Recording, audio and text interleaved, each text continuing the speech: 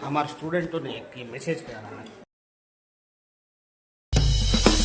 ಕಣ್ಣಿನೊಳಗ ಶುರುವಾದ ಪ್ರೀತಿ ಮನಸ್ಸಿನೊಳಗ ಮನಿ ಮಾಡೈತಿ ಎರಡು ದೇಹ ಒಂದೇ ಜೀವ ಪ್ರೇಮವಾಗಿದರೆ